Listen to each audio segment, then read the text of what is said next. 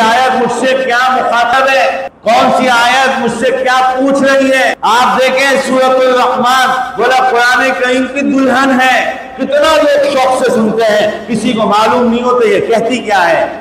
اللہ نے آغاز کیا تھا الرحمن، اپنا تعارف کرایا اللہ نے، بولا ساری کائنات میں رحمت برسانے والا رب، اس کی رحمت کا آغاز دیکھو کہاں سے ہوا۔ پہلی رحمت اپنے رب کریم رحمان کہہ کر جو پہلی رحمت کو رب نے بتایا، بولا علم القرآن، علم القرآن۔ ارے رحمان کی سب سے بڑی رحمت کیا ہوئی تم پر؟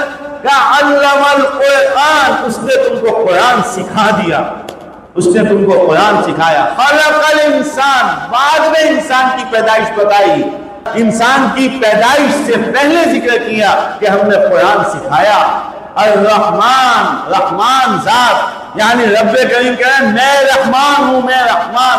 کون سا رحمان؟ کا علم القرآن، جس نے قرآن سکھایا، جس نے قرآن کی تعلیم دی، جس نے قرآن پڑھایا۔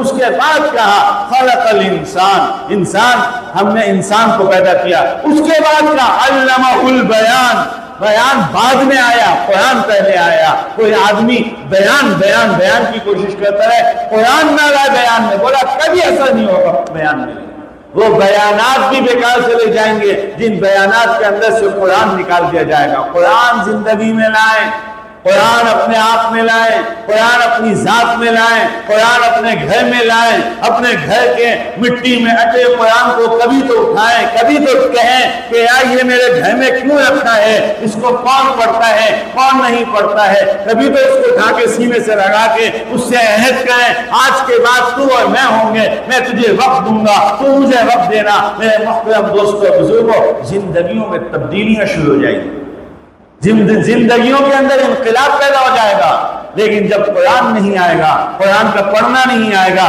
قرآن کریم کو سمجھنا نہیں آئے گا، تو پھر ہماری زندگیاں دیکھ لیجئے ایک دو تھوڑی ہیں، ایک دو نہیں ہے، سینکڑوں ہزاروں نہیں لاکھوں لوگ، بڑا ساری رپورٹیں کلیئر ہیں، ساری رپورٹیں کلیئر ہیں، طبیعت پھر بھی خراب کی خراب ہے۔ بولا کہاں سے مسئلہ ہے؟ بولا ڈاکٹروں کو سمجھ میں نہیں آ رہا، اتنے بڑے آغا خان تک کے ڈاکٹروں کے پاس چلے گئے، کسی کو مسئلہ سمجھ میں نہیں آیا۔ مسئلہ کہاں سے ہے؟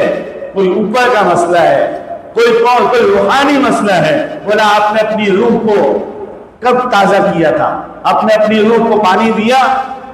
آپ نے اپنی روح کو تازہ کرنے کے لیے کیا کیا تھا؟ قرآن کبھی پڑھا؟ قرآن کتنا پڑھا؟